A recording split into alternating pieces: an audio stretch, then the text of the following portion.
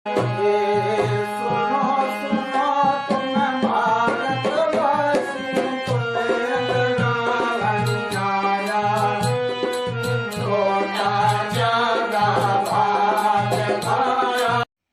साहिब गुरु तेरा ही आसरा। बच्चों, आज की वीडियो में आप सुनोगे शब्द स्वरूपी क्या होता है और उस शब्द स्वरूपी के बारे में जानकारी अगर हो जाए तो तुम्हारे अंदर आने वाली ऊर्जा, तुम्हारे अंदर आने वाली शक्ति वो क्या होती है। तुम्हारे अंदर कण कण में समाया हुआ परमात्मा, प्राकृतिक शक्ति क्या होती है, इसका पता लग जाएगा। तो बच्चों, आपने पिछली वीडियो में शब्द के बारे में, जीवन के बारे में सुना और ये भी सुना था कि धुनात्मक शब्द चारों तरफ प्रेम बरसाता है। लेकिन अब इस परिभाषा को दोबारा समझना है। प्रेम को परिभाषित करते हैं तो हमें पता लगता है कि मोह जाल और प्रेम दोनों एक जैसे होते हैं। लेकिन इसके साथ साथ एक बात और भी समझना है। इंसान और इंसान एक जैसी शक्ल के नज़र आते हैं, लेकिन इंसान के अंदर क्या है उसके बारे में तो उसकी जानकारी तब होती है जब हम उसको परख लें। इस प्रकार मोह जाल को और प्रेम को दोनों को परख के देखना है। तो आइए अब हम आगे चलते हैं कि जब हमारा श्वास अंदर गया, अंदर जाने के बाद उस श्वास में जो ऊर्जा पैदा हुई, उस ऊर्जा ने हमारे 39 नियम हैं, उनमें से 20 बुरे कर्म पैदा किए। अब 20 बुरे कर्म हमारे श्वास अंदर गया तो पैदा किया। इसका मतलब मोह जाल में हमारे श्वास अंदर गया है, उसने फंसाया। क्योंकि जब पहला श्वास अंदर गया तो हमें जीवन की शुरुआत हुई तो संसार से हुई, और जब ये श्वास बाहर आया तो फिर निराकार की शुरुआत हुई। इसी प्रकार दोनों का मंथन करने से जब हमने ऐसे ध्यान लगाया अपने श्वासों पर और मन को मना लिया, तो मन को मनाने के बाद दोनों के बीच में जो जगह मिली, दोनों में स्पेस मिला, उसमें ऊर्जा पैदा हुई। वो ऊर्जा वो यूनिवर्सल पावर की होती है, उस विश्व शक्ति की होती है, वर्ल्ड पावर की होती है। उसे शब्द कहते हैं, उसे गुड लाइट भी कहते हैं, खुदा का नूर भी कहते हैं, धुर की वाणी भी कहते हैं।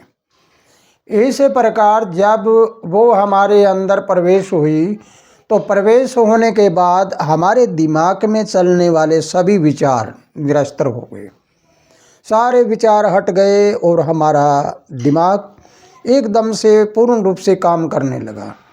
जब हमारा पूरा दिमाग काम करने लग जाता है तो फिर आपको यूँ पता लग जाएगा, कोई वस्तु के सामने देखोगे तो उसका ये पता लग जाएगा कि इसकी उत्पत्ति कैसे हुई और ये समाप्त कैसे होगी। फिर हम ऊपर देखेंगे तारामंडल ये क्या है, ये ग्रह चाल क्या होती है, सूर्य चंदा क्या है, और ये धरती कैसे हैं, और धरती किन चीज़ों का मिश्रण है, और तत्वों का क्या महत्व होता है। इन सारी बातों का ज्ञान हो जाता है। जब इन सारी बातों का ज्ञान करने के लिए हमारे अंदर वो शब्द प्रवेश हो जाता है, तब तुम ऐसे ध्यान लगाकर जब बैठोगे और बैठते ही जब तुम्हारा सबकॉन्शियस माइंड या अवचेतन मन खुल जाएगा, तो जब तुम बोलना शुरू करोगे, तुम्हें कोई बात का पता ना ही होगा। पहले कोई बात का पता ना हो तो अभी बोलना शुरू करोगे तो अपने आप बोलना आ जाएगा, अर्थात अपने आप वो बातें निकलना शुरू हो जाएगी। तब तुम्हें ये सोचना है कि तुम्हारे अंदर प्रवेश होने वाली कोई और चीज़ है, कोई और वस्तु है, जिस वस्तु के कारण हमारा अवचेतन मन जाग गया। लेकिन ये पावर किसकी है? ये अवचेतन मन की पावर है, यानी ये हमारे सबकॉन्शियस माइंड की ताकत है। इसलिए आपको बताया गया था कि आप मन को मना लीजिए। मन को मना लेंगे तो मन के अंदर जितनी ताकत है, 5 तत्व, 25 प्रकृतियाँ और 10 इंद्रियाँ सभी एक साथ काम करने लग जाएगी। जब हमारा सारा का सारा सिस्टम एक ही दम काम करने लग जाए तो आप समझिए कि जो पिंड में है वो ब्रह्मांड में है, जो हमारे इस पिंड में यानी शरीर में है वो ब्रह्मांड में है। तो हमारा सारा सिस्टम काम करने लग जाएगा इकट्ठा, तो फिर हमें ब्रह्मांड का और पिंड का दोनों का पता लग जाएगा। तो इसलिए बच्चों, अगर ये बात आपको समझ आई है पूरी तरह से तो ज़रा आजमा कर देखना। वो शक्ति तुम्हारे अंदर भी है, वो ताकत तुम्हारे अंदर भी है, लेकिन फ़र्क इतना है कि तुम्हारे अंदर वो सोई हुई है, किसी महापुरुष में वो जागी हुई होती है। जैसे आप देखते हो कि मेरा इस संसार में कोई देहधारी गुरु नहीं, पुरानी किताबें मैंने कभी नहीं पढ़ी, इतिहास नहीं पढ़ा, लेकिन ना पढ़ने के बाद भी मुझे याद क्यों है और हर बातें मुझे कौन बता रहा है? इसका मतलब ये है कि इन श्वासों के बीच में जो धुनात्मक शब्द आया, उस शब्द की ताकत, उस यूनिवर्स की ताकत, वो मुझे सारी बातें अपने आप ही बता देता है। यानी मेरा अवचेतन मन, सबकॉन्शियस माइंड अपने आप दिखा देता है, बोलता रहता है वो। इस प्रकार तुम्हारे में भी ये ताकत है, लेकिन सवाल एक ही बात का है कि तुम मूल जाल में मत फंसना। प्रेम की धारा बहा दो, सब जगह जहाँ देखो वहाँ प्रेम, प्रेम ही प्रेम नज़र आए, जहाँ देखे वहाँ प्रेम ही प्रेम नज़र आए। आपको शायद इस बात का पता भी होगा कि जब इंसान में प्रेम होता है तो उसका हृदय बिल्कुल ठंडा होता है और खुशी के मारे उछल पड़ता है। उसमें प्रेम के झरने, जैसे झरने चलते हैं पहाड़ों में, ऐसे पानी के झरने चलने लग जाते हैं। और मोह जाल होता है, उसमें अंदर कुछ और बाहर कुछ और, कटु वचन भी होता है और मोह जाल भी होता है। उस मोह जाल में अगर वो झरने फूटते हैं तो वो गर्म पानी के होते हैं। वो गर्म पानी ज़्यादा गर्म होता है, उबलता होता है, तो सबके साथ लड़ाई झगड़ा होता है। और प्रेम करने के लिए इस बात को ज़रूर याद रखना, प्रेम गली बड़ी सांकड़ी जिसमें दो ना समाए।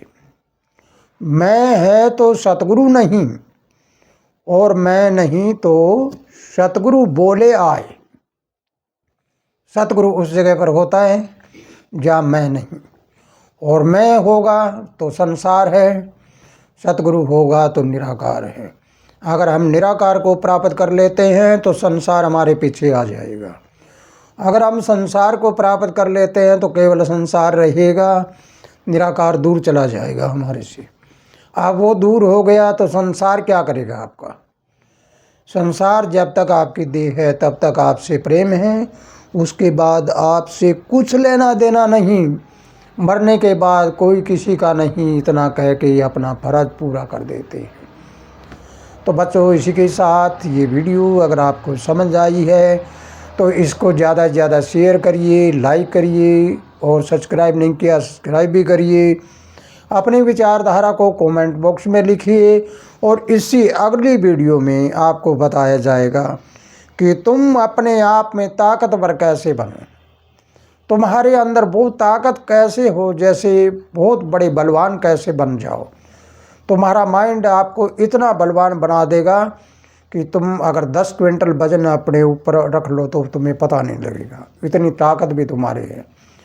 तुम अपने शरीर को छोटे से छोटा बना सकते हो, इसको नहीं अंदर वाले को, और बड़े से बड़ा बना सकते हो, यानी अणु और परमाणु की तरह बन सकते हो तुम। तो इसी के साथ खुशहाल रहो, आनंद करते रहो। सत साहेब। साहेब गुरु तेरा